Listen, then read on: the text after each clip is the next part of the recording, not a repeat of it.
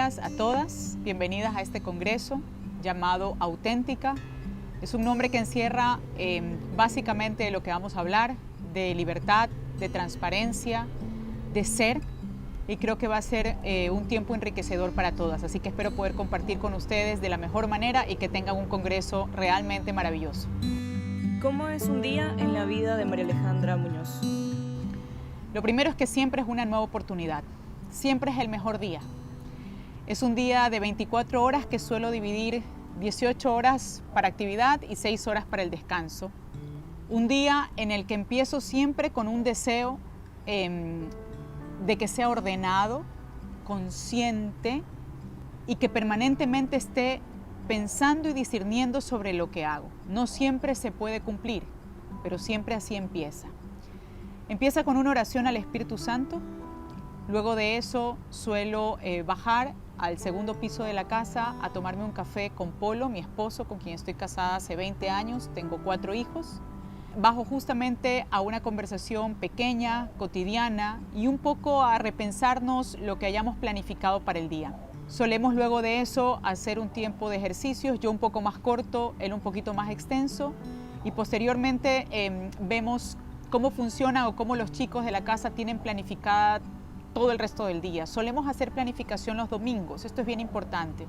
El domingo es nuestro día centrado absolutamente en la misa, la semana está centrada en la misa y el día domingo hacemos planificación familiar para el resto de la semana. Eso nos permite solamente hacer seguimiento de los que todos hayamos planificado durante el día domingo. Por tanto, cada día, después de levantarme, de tomar el café y antes de hacer los ejercicios, realmente reviso las actividades de los chicos.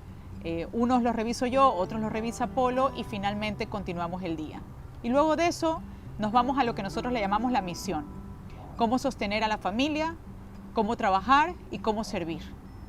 En la oficina, ya sea porque estoy físicamente o porque tengo reuniones a través de Zoom, empieza siempre con reuniones de planificación. Básicamente, cómo va a ser el día, para luego, al final del día, hacer sesiones de revisión de resultados. Esto es bien importante porque nos ocupamos o me ocupo mucho de que el día no pase como que si estoy envuelta en el mundo, sino que quien imponga la agenda sea mi voluntad siempre. Eso me permite tener un día planificado y por otro lado también nos permite a todos hacer una medición de resultados y que seamos efectivos. Al final de la noche, discernir antes de descansar. Cosas un poco normales en mi vida es que suelo almorzar o en casa o llevar mi almuerzo a todas partes. Suelo no comer fuera de casa y suelo desayunar, almorzar y cenar prácticamente lo mismo. Muy raramente como cosas distintas. Tengo unas disciplinas bastante particulares y en ocasiones son partes de ofrecimientos y en ocasiones es parte de tener rutinas un poco simples para poder abarcar con todas las responsabilidades de mi día. ¿Cómo logra la compatibilidad entre la vida familiar y un cargo político de gran exigencia? La primera reflexión que quiero hacer sobre la pregunta es ¿qué es lo compatible? Aquello que no tiene discrepancia en el creer y en el hacer. Esto es fundamental porque la compatibilidad de las distintas esferas de la vida tiene que ver con lo que uno cree. Si la familia es el primer proyecto de tu vida, todo lo que sumes a la vida debe ser compatible con lo que cree y piense la familia. Caso contrario, no lo puedes tomar. Por eso, más que compatibilidad, hablaría de precautelar la vida familiar por encima de cualquier cargo o situación de la vida. Y es en esa línea la claridad que Polo y yo tenemos en que hay momentos en que toda la familia debe aceptar que es tiempo de apoyarnos más a uno de sus miembros. Si uno de sus miembros está enfermo, todos estamos enfermos y todos nos orientamos hacia él. Si uno de los miembros tiene un nuevo proyecto, todos tenemos un nuevo proyecto y todos trabajamos para él.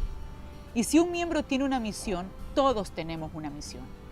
Y ese fue mi momento, el de ahora. Es así como después de muchos años, hoy me tocó a mí y realmente toda la familia ha trabajado conmigo y en esta ocasión he sido su prioridad familiar.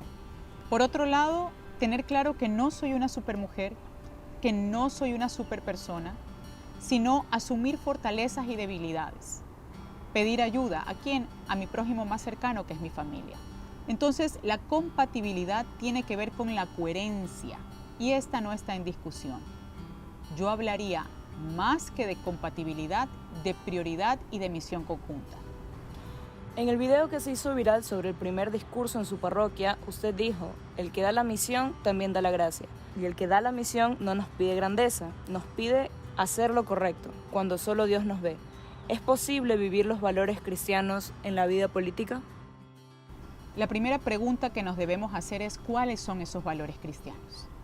Esto es muy importante dentro de un mundo donde recibimos constantes ataques por el solo hecho de ser cristianos y donde se procura convencernos que un Estado laico es sinónimo de un Estado ateo. Los valores cristianos se resumen en las bienaventuranzas. Los pobres, los mansos, los que sufren, los que tienen hambre y sed de justicia, los misericordiosos, los honestos, los que luchan por la paz, los perseguidos. ¿Quién puede oponerse a esos valores? ¿Quién puede oponerse a valores que justamente están acorde al ejercicio del poder público? Porque es el servicio, es la administración de la cosa pública al servicio de los que más necesitan el poder público. Por eso vivir estos valores en cualquier esfera es absolutamente posible y es realmente posible. Hacer lo correcto en lo público o en lo privado. Hacer lo que podemos con toda la fuerza, con todo el talento, con todo el espíritu, es posible. Nadie al costado de la vida. Este es el fin del servicio público. Todo es mucho más llevadero si eres coherente con los valores. Y en el caso de los valores cristianos, coinciden perfectamente con los valores que promueven la norma ética máxima del país donde nací y al que represento, que es la Constitución de la República. A la hora de atender las esferas familiares, política, etc., ¿cómo hacer tiempo para la vida de oración? ¿Cree que la oración y la vida espiritual son necesarias para alcanzar ese equilibrio? Yo haría la pregunta a la inversa. Mientras oras, ¿cómo haces para atender las otras esferas de tu vida? La aspiración de un cristiano es que toda tu vida sea una perfecta oración y eso hay que tenerlo muy claro. Por otro lado, es preciso tener una disciplina de oración específica, entendida como el tiempo para alimentarnos de la palabra y de la vida de Dios para poder aprender a imitarlo. Mientras más alto es el desafío, más alta es la cantidad de oración que debemos procurar. Y les quiero dar algunos consejos que he seguido o he tratado y procurado seguir. Lo primero es que debes tener un plan de oración. El plan tiene que existir, aunque lo rompas, y no aunque lo rompas una vez, aunque lo rompas muchas veces, pero tiene que existir, porque debes retomarlo. Lo segundo es precautelar las conquistas. La conquista de la misa diaria, la conquista del rosario diario, es de los más grandes desafíos. Y eso hay que tratar de precautelarlo, principalmente cuando tienes agendas muy complejas. Tratar de ser una especie de cazador de momentos o de cazador de espacios para poder tratar de continuar tus conquistas. Por otro lado, el tercer punto es que puede ser que a pesar de todo el esfuerzo que hagas por cumplirte un plan de oración y por cumplir tus conquistas, no la logres. Y para eso hay que tener la humildad suficiente para pedirle a otros que recen por ti. Que cuando a ti no te alcance la oración, siempre haya alguien que esté rezando por ti.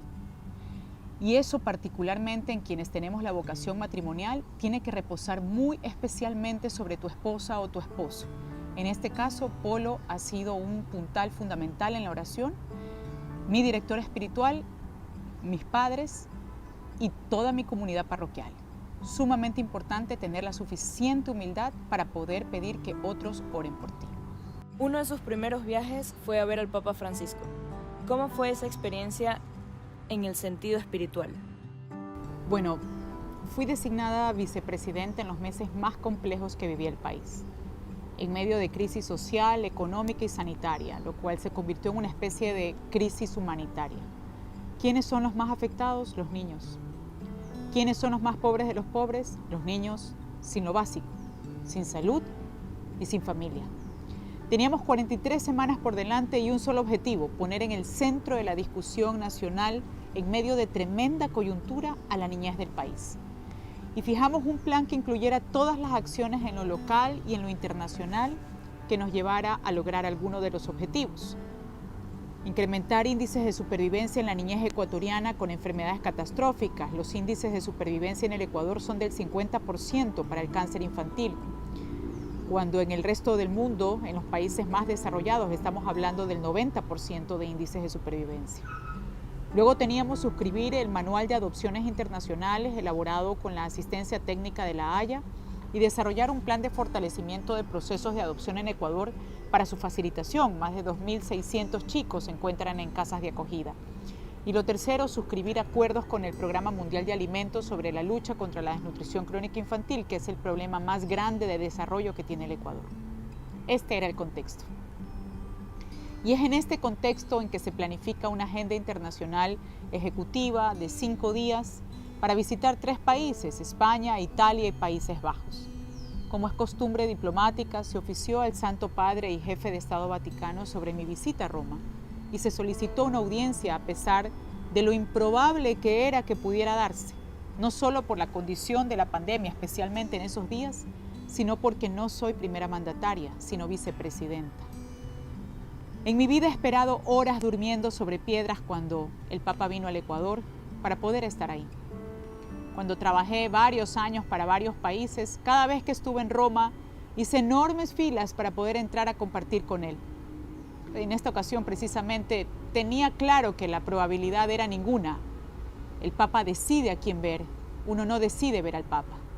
Sin embargo, a pocos días antes del viaje, recibí una llamada y decía básicamente esto: el Papa acepta recibir la vicepresidenta junto a su familia. Lo que se sostuvo los 3 días posteriores fue el silencio. Entre la sorpresa, la duda sobre qué hacer, a pesar de lo que eso significaba para nosotros dentro de este contexto familiar, no teníamos las condiciones, especialmente económicas, para tomar una decisión de que todos los miembros de la familia se sumen a mi agenda en Roma. En principio decidimos que definitivamente el plan se mantenía e iría yo sola. Sin embargo, posterior a nuestra conversación con nuestro director espiritual y después de recibir humildemente, muy humildemente, la invitación de miembros de nuestra parroquia de Los Ceibos en Guayaquil para asumir los costos del viaje de mis hijos, aceptamos ir todos, aunque en distintos vuelos y distintos días, dado que yo tenía agenda previa en España y posterior en Ámsterdam, pero logramos llegar a la audiencia todos juntos. Espiritualmente aún no logro discernir todo lo que viví. No he tenido el tiempo y el espacio para poder discernirlo, pero quiero poder resumir lo que sí tengo grabado profundamente de esa audiencia. Primero, el Papa no decidió recibirme a mí. El Papa decidió recibir a las familias del Ecuador a través de nosotros. Su principal preocupación fue la niñez, la familia y la contención de los daños de la tragedia de la pandemia. La necesidad de mirar desde una perspectiva distinta el servicio público en medio de una coyuntura mundial que a todos nos exige una misión mucho más grande. Por otro lado, el Papa tenía un especial interés en el testimonio de mis 2 hijos menores. Son adoptivos, llegaron a casa cuando tenían 10 años y realmente fueron rechazados profundamente a lo largo de su vida.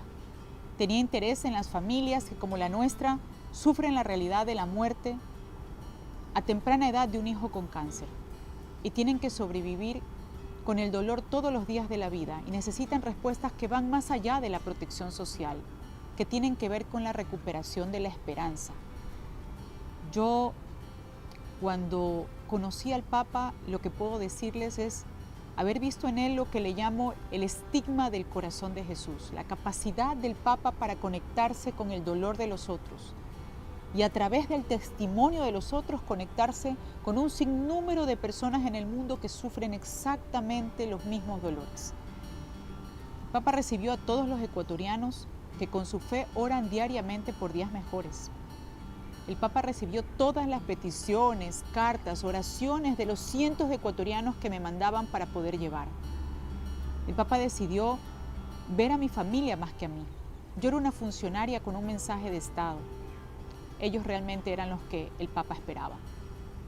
Y como reflexión, creo que tuvimos ese día muy en particular como país la dicha de poner los ojos del Papa sobre el Ecuador y abrirnos un espacio en todos los proyectos que él lidera para desacelerar los daños de la pandemia dentro de nuestros países más afectados. Al final les comparto algunas frases que guardo desde ese día profundamente. El católico a lo concreto. No se deje convidar miseria.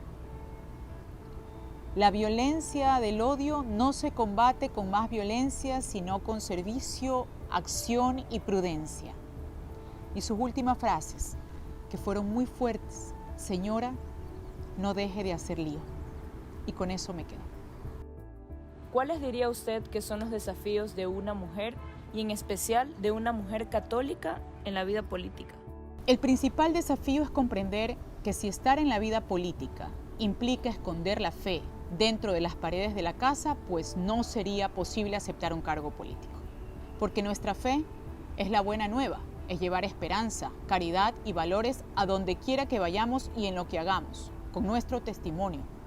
Un católico no podría aceptar ser un político en un país cuya norma ética máxima, que es la Constitución, no respete, por ejemplo, la vida. Hay una confusión entre laicismo y ateísmo. Una cosa es que por política pública pretendamos imponer la fe, lo cual es absolutamente incorrecto. Otra cosa es que cada acto que ejercemos y cada pensamiento que tengamos estén ligados a nuestros valores, porque eso es coherencia. Adicionalmente, la Constitución, que es la norma ética básica de las sociedades, es la que rige precisamente nuestro proceder como funcionarios públicos y en el campo de lo político como políticos. Y en el caso del Ecuador, mi fe, mis valores son absolutamente compatibles con la Constitución de la República. Y es por eso que no hay más que coherencia a la hora de ser una persona en un cargo político. ¿Cuáles son las recompensas? Yo creo que la principal recompensa es ser testigo de que la lucha entre el bien y el mal no es una lucha de igual a igual. Es una